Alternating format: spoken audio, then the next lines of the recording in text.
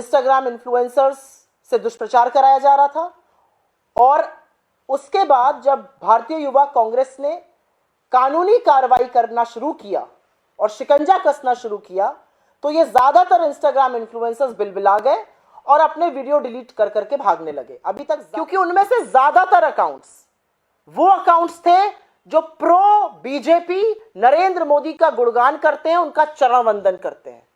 इसमें ऐसे अकाउंट थे जिनके 4-4 हजार फॉलोवर हैं। 4,000 फॉलोवर वाले अकाउंट से हमारा क्या लेना देना है, प्रो मोदी अकाउंट से हमारा क्या लेना देना है। हम किसी को कोई पैसे देके कंटेंट नहीं बनवाते हैं। ये काम क्यों ये इंस्टाग्राम इन्फ्लुएंसर्स आज वीडियो डिलीट कर रहे हैं?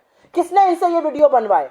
क्यों इन्होंने सार्वजनिक नहीं किया कि इनके पास किसके नाम से किस नंबर से मैसेज आया? क्योंकि ऐसा कोई मैसेज कांग्रेस से नहीं आया। मैं आपको मैसेज भेजूं उसमें आप मेरा नाम काट के किसी और के नाम से चलाने लगी है। कम्युनिकेशन में जब आपके ऊपर कोई बात चिपक जाती है तो आप उसको दोहराते नहीं है। इनकी मति मर गई है। लेकिन मुझे खुशी है इस बात की कि डर के मारे ही सही ये जो इंस्टाग्राम इन्फ्लुएंसर्स कानूनी कार्रवाई के डर से आज अपने रील डिलीट कर रहे हैं, इस पर भी मीडिया चर्चा करेगा। और आप सबको मेरा नमस्कार। एक अत्यंत महत्वपूर्ण मुद्दे पर आपके सामने हूं और पिछले 48 घंटे से एक दुष्प्रचार किया जा रहा था। मेरा अपना मानना है, डर सबको लगता है, गला सबका सूखता है।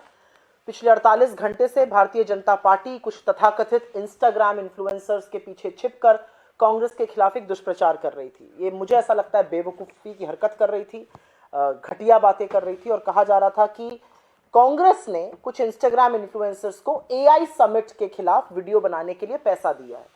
मैसेजेस दिखाए जा रहे थे, इसमें ना किसी का नंबर दिख रहा था ना किसी का नाम दिख रहा था, वो दोनों चीजें कटी हुई थी और कहा जा रहा था कि कांग्रेस ऐसा कर रही है। सर्वप्रथम तो कांग्रेस ऐसा क्यों करेगी? कांग्रेस इस तरह का फर्जीवाड़ा नहीं करती, इस तरह का फर्जीवाड़ा बीजेपी करती है। पहली बात, यह कोरा झूठ है। इंस्टाग्राम इन्फ्लुएंसर्स से दुष्प्रचार कराया जा रहा था और उसके बाद जब भारतीय युवा कांग्रेस ने कानूनी कार्रवाई करना शुरू किया और शिकंजा कसना शुरू किया तो ये ज्यादातर इंस्टाग्राम इन्फ्लुएंसर्स बिलबिला गए और अपने वीडियो डिलीट कर करके भागने लगे। अभी तक ज्यादातर वीडियो डिलीट हो चुके हैं। मेरे पास एक पूरी फहरिस्त है यहाँ पर, किसने वीडियो किया था, किसने डिलीट किया। मैं उसके बारे में नहीं जानना चाहती हूँ, मैं क्यों उनको फेमस करूँ। लेकिन ये सच है कि ये दुष्प्रचार जो था ये कराया जा रहा था और वो अब डिलीट करके भागने लगे। एक जमाना था जब इस तरह की चंडू खाने की खबरें बीजेपी चलवाने की कोशिश करती थी और वो खबरें चल जाती थी। अब वो दिन लद चुके हैं।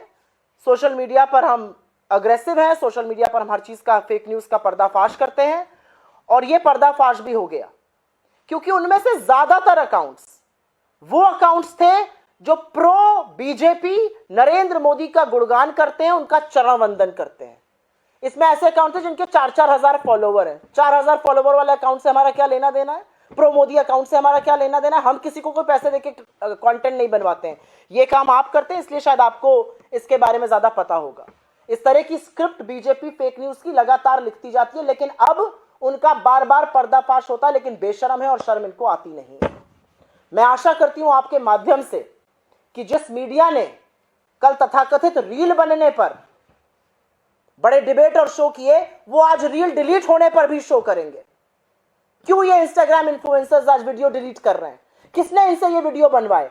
क्यों इन्होंने सार्वजनिक नहीं किया कि इनके पास किसके नाम से किस नंबर से मैसेज आया? क्योंकि ऐसा कोई मैसेज कांग्रेस से नहीं आया। मैं आपको मैसेज भेजूं उसमें आप मेरा नाम काट के किसी और के नाम से चलाने लगी है। ये क्या फर्जीवाड़ा है भाई? और एआई समिट का पर्दाफाश हम क्यों करेंगे? एआई पर्दाफाश तो वहां के लोग कर रहे थे।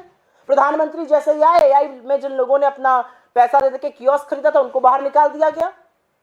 एआई समिट में चीनी रोबोट आया हुआ था, उसका गुणगान पहले डीडी न्यूज करता रहा, उसके बाद मंत्री महोदय करते रहे।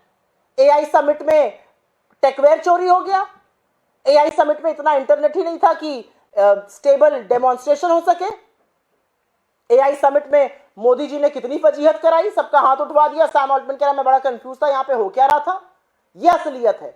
एआई समिट का प्रभाव तब होता है जब आप भारत का डेटा बचाते। आपने भारत का डेटा, हिंदुस्तान का डेटा अमेरिका के सामने आत्मसमर्पण करके, नतमस्तक करके उनको सौंप दिया है और अब इस तरह की फिजूल की हरकतें और बातें कर रहे हैं।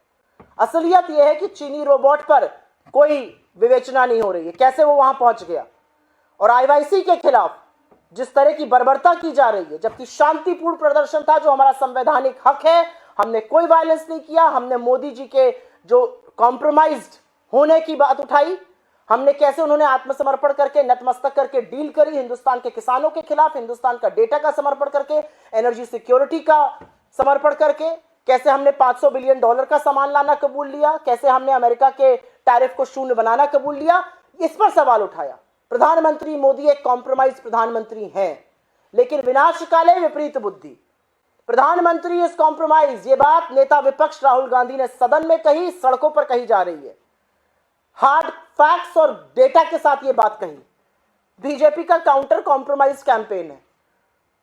कम्युनिकेशन में जब आपके ऊपर कोई बात चिपक जाती है तो आप उसको दोहराते नहीं है, इनकी मति मर गई है। लेकिन मुझे खुशी है इस बात की कि डर के मारे ही सही, ये जो इंस्टाग्राम इन्फ्लुएंसर्स कानूनी कार्रवाई के डर से आज अपने रील डिलीट कर रहे हैं, इस पर भी मीडिया चर्चा करेगा और पता करेगा ये वीडियो इनसे किसने बनवाए, कितना पैसा लेके इन्होंने ये वीडियो बनवाए, अब क्यों डिलीट किए गए, क्यों इन्होंने नंबर नहीं दिखाए, नाम नहीं दिखाए जो तथाकथित कांग्रेस ने भेजे थे, क्योंकि कांग्रेस ने ऐसा कुछ नहीं भेजा था।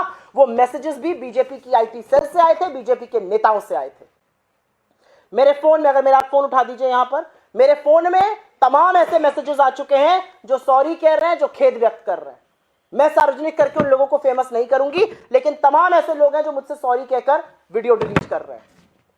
क्यों ऐसा हो रहा है, इसका सवाल का जवाब इस देश के सामने रखना चाहिए, देना चाहिए। आप आईवाईसी के खिलाफ जो कार्रवाई करिए, असली बात यह है कि आईवाईसी के खिलाफ आप जितनी बर्बरता कर रहे हैं, आप उतनी अपनी मिट्टी पलीद कर रहे हैं। आप दिखा रहे हैं कि कितना सत्ता का और संसाधनों का दुरुपयोग आप कर रहे हैं। नेशनल दस्तक की आपसे गुजारिश है कि अगर इसको बचाना चाहते हैं तो नेशनल दस्तक को सब्सक्राइब करने के लिए रेड कलर के सब्सक्राइब बटन को दबाएं, फिर बेल आइकन की घंटी दबाएं। नेशनल दस्तक को बचाने के लिए बहुत जरूरी है कि हर खबर को शेयर करें, लाइक करें, कमेंट जरूर करें।